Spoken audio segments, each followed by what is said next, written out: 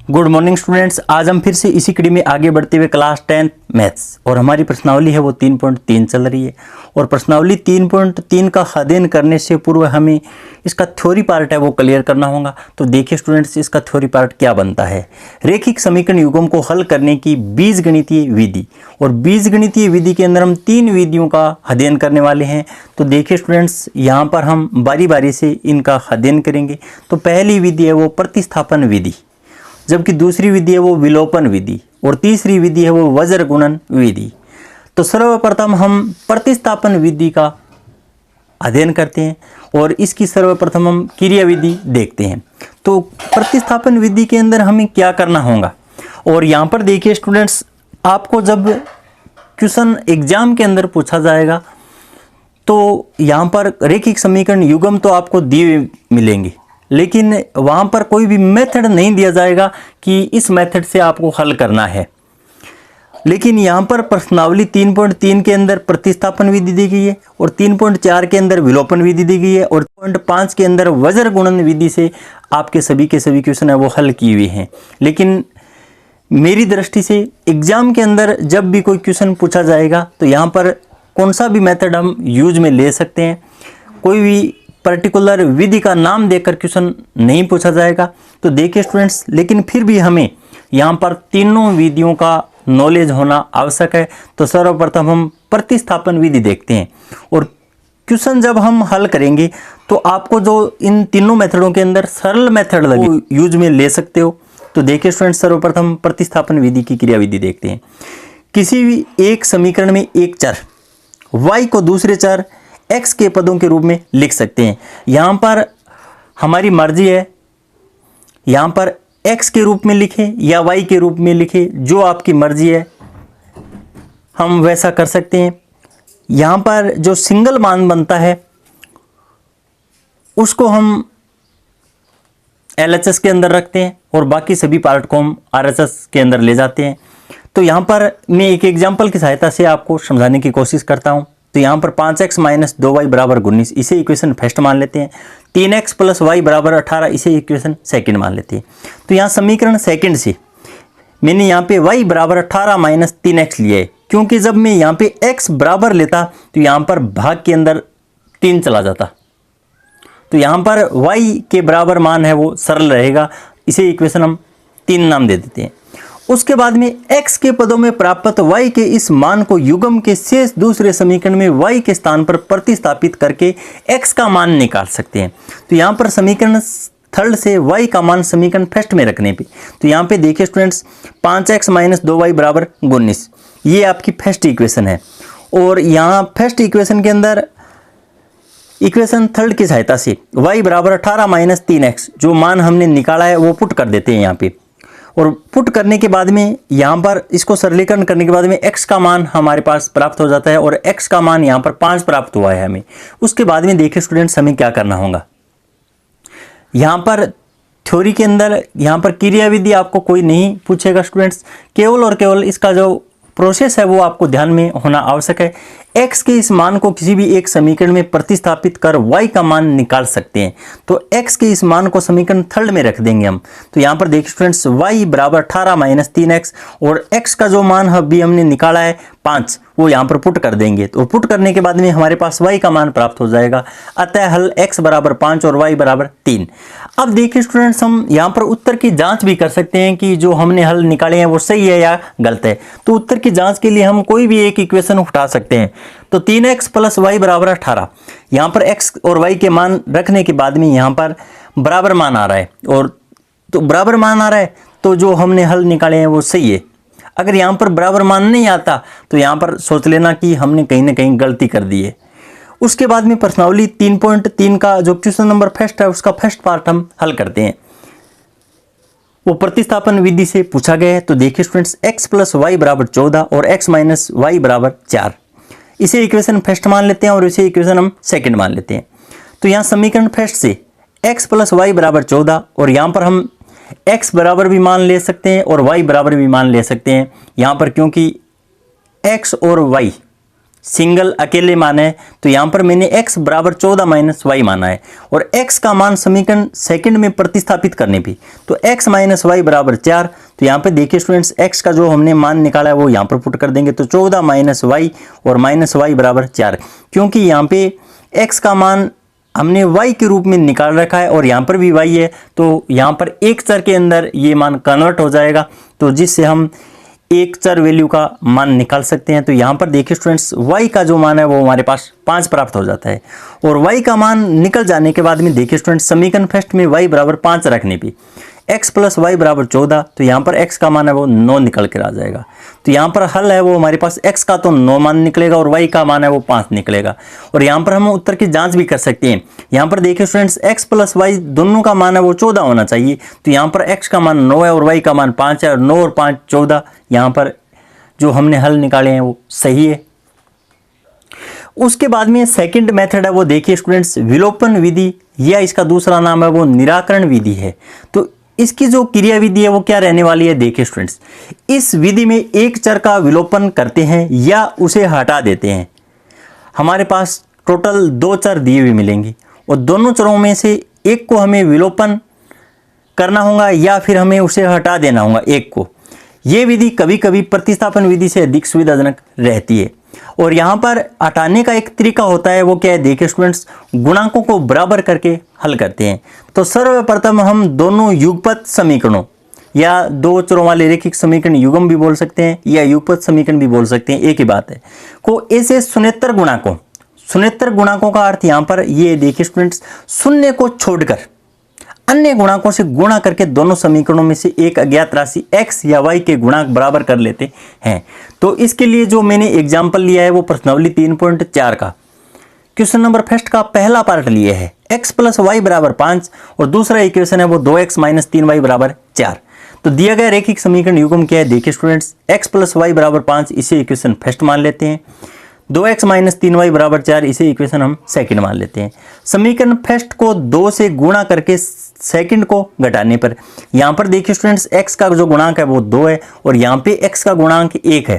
तो यहाँ पर x के गुणांक आपस में बराबर हो जाएं, इसलिए यहाँ पर हमने क्या किया है, समीकरण फर्स्ट को 2 से क्या किया है, गुणा किया है। और यहाँ पर केवल और केवल x को ही गुणा नहीं होने वाला है, सभी पदों को क्या है, समान गुणा होगा। यहाँ पर 2 से गुणा किया है तो y को भी 2 से गुणा होगा और 5 को भी 2 से गुणा होगा। गुणा करने के बाद में देखिए स्टूडेंट्स, यहाँ पे x को मैंने 2 से गुणा किया है तो 2x, y को 2 से गुणा किया है तो 2y और 5 को 2 से गुणा किया है तो 10 आ गया है। अब उसके बाद में हमारे पास इसे इक्वेशन हम थर्ड मान सकते हैं और इस थर्ड इक्वेशन में से यहाँ पर इस सेकेंड इक्वेशन को हम घटा देंगे और घटाते हैं तब यहाँ पर चिन्ह परिवर्तन होंगे। तो यहाँ पर प्लस से माइनस चिन्ह बन जाएगा और यहाँ पर माइनस से प्लस हो जाएगा, यहाँ पर पहले प्लस है तो यहाँ पर माइनस हो जाएगा। घटाने पे यहाँ पर सेम पद आपस में कट जाएंगे, एक नेगेटिव है एक पॉजिटिव है और यहाँ पर इन दोनों का क्या कर देंगे, योग कर देंगे। यहाँ पे 2y और 3y बीजीय व्यंजकों का योगफल आपने पढ़ा होगा, कक्षा 6 और 7 के अंदर दिया हुआ है साथियों। और यहाँ पर देखिए स्टूडेंट्स 6 बच जाता है तो y का मान यहाँ से 6/5 निकल कर आ जाता है।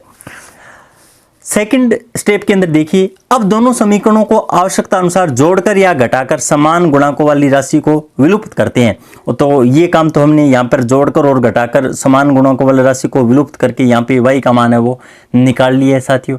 यहाँ पर कुछ इक्वेशनों के अंदर तो यहाँ पर x का मान निकलेगा और कुछ के अंदर y का मान निकलेगा और यहाँ पर जो गुणांक हमने समान किया है वो x है तो यहाँ पर y का मान निकलेगा। अगर हम y के गुणांक समान करते तो यहाँ पर x का मान निकलता।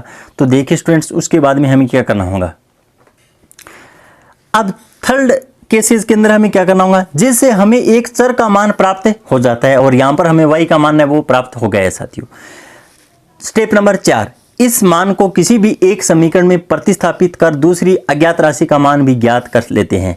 तो यहाँ पर y बराबर 6/5 मान है, y का ये मान समीकरण फर्स्ट में हम रख देंगे। तो यहाँ पर x प्लस वाई बराबर 5, तो यहाँ पर y का मान है वो 6/5 हमने पुट कर दिए। तो यहाँ पर इसको सरलीकरण करने के बाद में x का जो मान है यहाँ पर 19/5 निकल कर आ जाएगा, क्योंकि हम यहाँ पर 5 लघुत्तम ले लेंगे और लघुत्तम लेके यहाँ पर x का जब मान निकालेंगे तो 19/5 आता है। अतः समीकरण युग्म का हल x बराबर 19/5 है और y बराबर 6/5 निकल कर आता है। और यहाँ पर हम उत्तर की जांच भी कर सकते हैं कि हमारा आंसर सही है या गलत। x प्लस वाई इन दोनों का योग है वो 5 आना चाहिए, तो यहाँ पर हम x का मान रख देते हैं और y का मान रख देते हैं, इन दोनों का योग करते हैं तो यहाँ पर मान है वो आपस में बराबर आ रहा है, तो यहाँ पर हमारा आंसर है वो सही है साथियों। उसके बाद विधि है वो वज्र गुणन विधि है। वज्र गुणन विधि के अंदर हमें सर्वप्रथम क्या करना होगा, देखिए स्टूडेंट्स, सर्वप्रथम दोनों समीकरणों को इस प्रकार लिख लेते हैं कि उनके दाएं पक्ष में शून्य हो। तो माना समीकरण का व्यापक रूप है वह क्या होता है, a1x plus b1y plus c1 बराबर 0, इसे इक्वेशन हम फर्स्ट बोल देते हैं। और a2x plus b2y plus c2 बराबर 0, इसे इक्वेशन सेकंड बोल देते हैं। उसके बाद में इन दोनों समीकरणों को हल करके हमें x और y के मान निकालने होते हैं, लेकिन यहाँ पर वज्र गुणन विधि का उपयोग करना है। तो देखिए स्टूडेंट्स, यहाँ पर सर्वप्रथम हमें लिखना होगा, यहाँ पर y लिखना होगा और यहाँ पर हम 1 लिख देंगे। उसके बाद में यहाँ पर जब x के नीचे मान रखेंगे तो देखिए स्टूडेंट्स, x को मैंने यहाँ पे ढक दिया है। x को ढकने के बाद में यहाँ पर y का जो गुणांक b1 और b2 है उसको यहाँ पर लिख देंगे, b1 और b2 को, और उसके बाद में c1 और c2 को उतार देंगे, c1 और c2 को उतार दिया मैंने। उसके बाद में जब हम y का मान निकालते हैं तो y के बट्टे में हमें कुछ मान रखना होगा। तो यहाँ पर देखिए स्टूडेंट्स, x और x इन दोनों के जो गुणांक है, x के गुणांक a1 और a2 उसको यहाँ पर लिखना होगा। यहाँ पर कुछ ध्यान रखना होगा आपको, पहले c1 और c2 को लिखना होगा। क्या करना होगा आपको, c1 और c2 को लिखना होगा, क्योंकि देखिए स्टूडेंट्स, जब हमने सर्वप्रथम x के बट्टे में लिखा तो अगले दोनों मान लिए थे, और उसके बाद में जब हम y के बट्टे में लिखेंगे तो y के आगे जो मान है वो c1 और क्या है, c2 है। तो पहले c1 और c2 को लिखेंगे, उसके बाद में a1 और a2 को लिखेंगे, और यहाँ पर c1 और c2 का जो गुणांक है वो क्या है, 1 है। तो यहाँ पर 1 के बट्टे में हमें मान लिखना होगा, वो क्या होगा, देखिए स्टूडेंट्स, यहाँ पर कोई कंफ्यूज वाली बात नहीं है। पहले क्या है, a1 a2, तो यहाँ पर a1 और a2 लिख देंगे। फिर क्या है, b1 और b2, तो यहाँ पर b1 और b2 लिख देंगे। और विशेष रूप से यहाँ पर ध्यान ये रखना है कि अगर हम यहाँ पर माइनस चिन्ह लिखना चाहें तो फिर पहले क्या करना होगा, a1 और a2 लिखना होगा और बाद में c1 और c2 लिखना होगा। अगर आप माइनस चिन्ह नहीं लगाते हो तो c1 और c2 को पहले लिखना होगा। अब इसको सरलीकरण करना आसान है।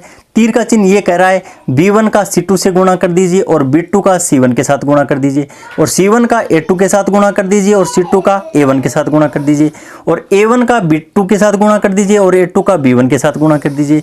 तो यहाँ पर मैंने गुणा करके लिख दिया है, लेकिन सबसे सरल तरीका यही रहेगा, x के बट्टे में यहाँ पर b1 b2 c1 c2, यहाँ पर कोई कंफ्यूज वाली बात नहीं है। यहाँ पर माइनस चिन्ह लगा लेना, और माइनस चिन्ह लगाने के बाद में आपको यहाँ पे पहले a1 a2 लिखना होगा, उसके बाद में c1 और c2 लिखना होगा, और उसके बाद में यहाँ पर अचर पद या 1 के बट्टे में a1 a2 b1 b2, यहाँ पर भी कोई कंफ्यूज वाली बात नहीं है। कंफ्यूज वाली बात है वो y के बट्टे में जो मान लिखा जाएगा उसके साथ ऋणात्मक चिन्ह लिख लेना, क्योंकि यहाँ पर जब इसको हम सरलीकरण करते हैं तो यहाँ पर देखिए स्टूडेंट्स, सर्वप्रथम हमारा जो ध्यान है वो a1 का गुणा c2 के साथ जाता है। तो यहाँ पर पहले से ही हमें माइनस का चिन्ह ध्यान में रखना होगा। ये सूत्र के अंदर माइनस आप मानकर चलिए, तो सूत्र का माइनस है वो यहाँ पर लगेगा। पहले प्लस का चिन्ह है, फिर माइनस का है, फिर प्लस का चिन्ह है। इस तरीके से याद रख लेना इसको। इसके लिए भी हम एक एग्जांपल लेते हैं। देखिए स्टूडेंट्स, 2x प्लस वाई बराबर 5, इसे इक्वेशन फर्स्ट दे देते हैं नाम, और 3x प्लस 2y बराबर 8, इसे इक्वेशन सेकंड मान लेते हैं। दिए गए रेखिक समीकरण यहाँ पर इक्वेशन फर्स्ट और सेकंड, यहाँ पर x, यहाँ पर माइनस वाई और यहाँ पर 1, माइनस मैंने पहले से ही लिख लिया है। यहाँ पर x के बट्टे में हमें मान रखना होता है, तो देखिए x को मैंने ढक दिया है, तो यहाँ पे y का गुणांक क्या है, 1 है, और यहाँ पे y का गुणांक 2 है, तो यहाँ पे 1 और 2 को लिख दिए। उसके बाद में अचर -5 और -8, तो -5 और 8 माइनस y, तो यहाँ पर पहले देखिए स्टूडेंट्स 2 और 3 लिखा जाएगा, 2 और 3 लिख दिए, और -5 और 8 उसके बाद में लिख दिए, और 1 के बटा में यहाँ पे देखिए स्टूडेंट्स इसको ढकने के बाद में 2 3 1 और 2 इस तरीके से मान पुट कर दिए। अगर यहाँ पर आप माइनस चिन्ह पहले से नहीं रखते हो तो यहाँ पर पहले आपको -5 और -8 लिखना होगा, उसके बाद में 2 और 3 को लिखना होगा। इसको सरलीकरण करने के बाद में देखिए स्टूडेंट्स, यहाँ पे 1 का -8 के साथ गुणा कर देंगे और 2 का -5 के साथ गुणा कर देंगे, और यहाँ पर इस पद में से इस पद को हम घटाएंगे, यहाँ पे माइनस और माइनस प्लस हो जाएगा। उसके बाद में 2 का -8 के साथ गुणा कर देंगे तो -16, और 3 का -5 से गुणा करके यहाँ पर घटाएंगे तो माइनस और माइनस प्लस हो जाएगा, और यहाँ पर 4 में से 3 को घटा देंगे। उसके बाद में यहाँ पर इसको सरलीकरण करने पे x के बट्टे में तो 2 मान बचता है, y के बट्टे में 1 और 1/1, इसे इक्वेशन a मान लेते हैं, इसे b और इसे c मान लेते हैं। सर्वप्रथम यहाँ पर इक्वेशन a एंड c से इक्वेशन a और c को हम बराबर पुट कर देते हैं, तो यहाँ पर x का मान है वो 2 निकल कर आ जाता है।